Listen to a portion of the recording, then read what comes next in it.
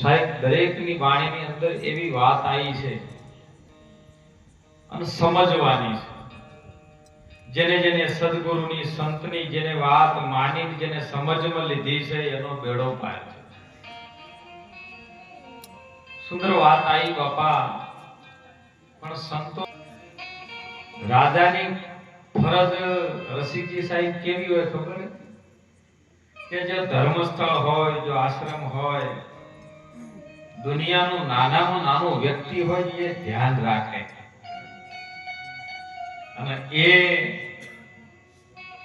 આજના જે અમારા રસિકજી સાહેબ બધું રાખી રહ્યા છે. કોઈ પણ સંત પાસે જવું હોય સાહેબ બિના સંકોચથી જવું. પણ શંકર મહારાજે એક વાત કરી છે કે કોઈ પણ હમણાં વાત આવી જવંડો મહારાજે સુંદર વાત કરી આધ્યાત્મિક સિદ્ધાંતથી જે સમજવા જેવું છે બાપા. કે આજે કોઈ ભૂવો ધૂણતો હોય તો પબ્લિક ભેળી થાય, ઢગલો થઈ જાય. અહીંયા નહીં આવતી એનું કારણ શું તમારી પાસે? તો મને એના ઉપરથી એક શાયરીઓ યાદ આવે બાપુ. હિન્દી મારો વિષય નહીં પણ બોલી નાખું कि सच्चे प्रेम के सारे जहां पे असर होगी और न होगी तो समझ लेना तेरे अंदर कुछ कमी होगी.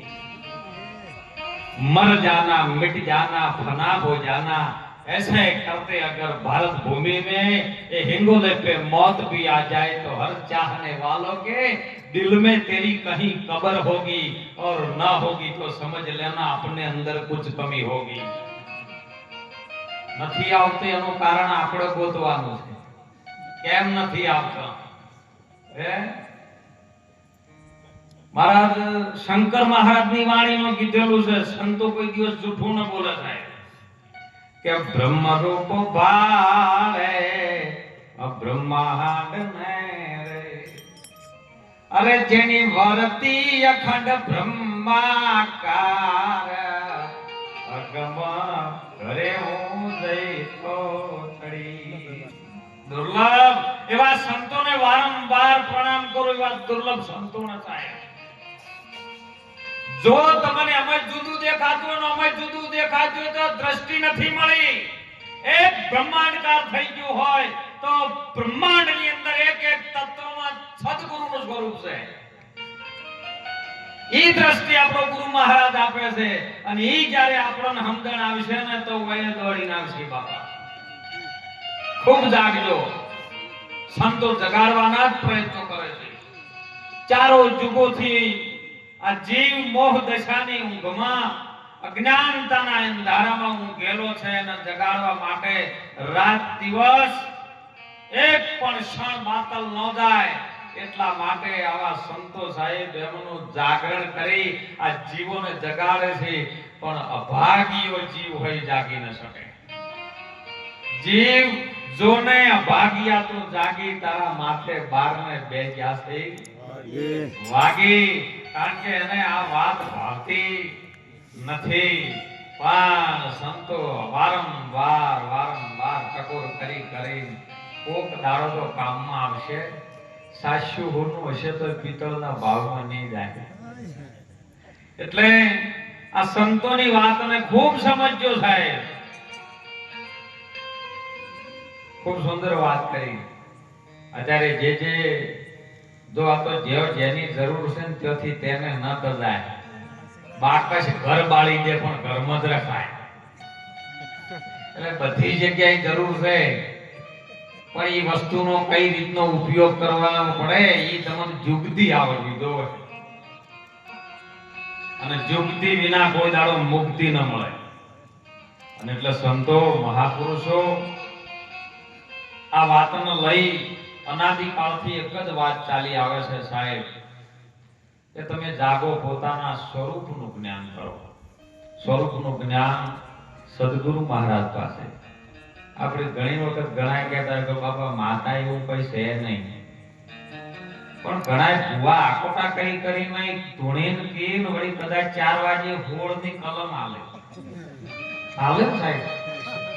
આમ કદાચ ભોળની કલમ આયા છે કહી દીધે બોલ્યા જોગણી માતા સુધો 9 મહિને 9 દાડે કદાચ દીકરો આલું તેનું નામ જોગો રાખજો તો બોલો જોગાય છે સતી માતાનો આકોટો કરત કે શેધો રાખજો શેધાય છે મેલડી માના મેલાય છે હે તો આપણે કેટલે ખોમી પડી છે એ આપણો ગોતવાની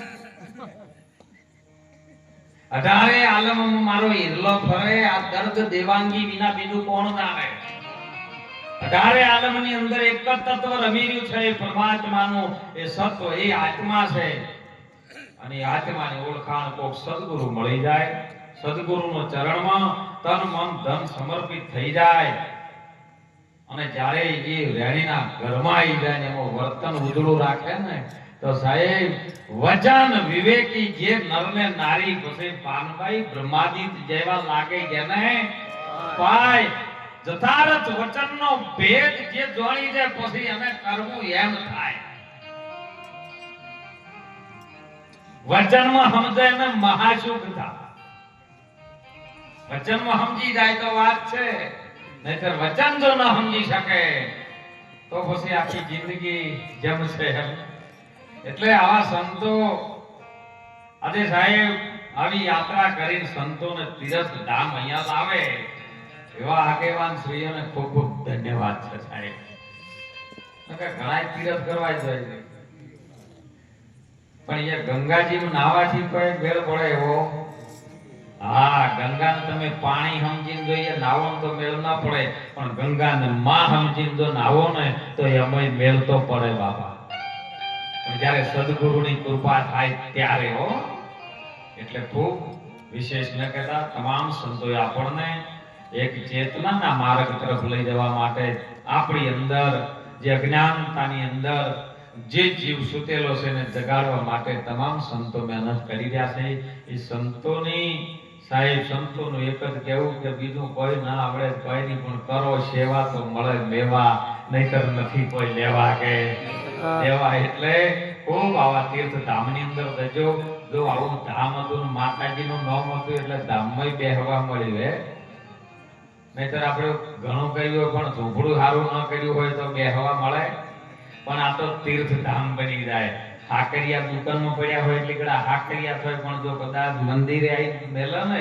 એટલે પ્રસાદ થઈ જાય સાહેબ એને પછી કરવી ના પડે કે હાકરિયા છે એટલે બધાને સાથે લઈ અને જીવનનો ઉદ્ધાર કરાવજો બસ બીજું કાંઈ નહીં દરેક વિનંતી કરું છું દરેક ભાઈઓને આગેવાનોને સંતોને પણ વિનંતી કરું કે બધા આપણે બધા કોઈ પંથા પંથીમાં ન પડતા બધા એક જ પરમાત્માના ઘરે એક જ બાળકો છીએ આ કોઈ 18 આલમમાં કોઈ વ્યસન હોય કોઈ ફેશન હોય કોઈ અંધશ્રદ્ધા હોય એમાંથી આ જીવોને ઉગારીને બસ સારા માર્ગે ચડાવો એ આપણો ધર્મ છે બીજું કાંઈ નથી સાહેબ વિશેષ ન કદાચ સર્વ સંતોના ચરણોમાં પૂજ્ય દોલતરામ બાપાના ચરણોમાં વંદન કરી વાણીને વિરામ કરું બોલો સદગુરુ ભગવાન કી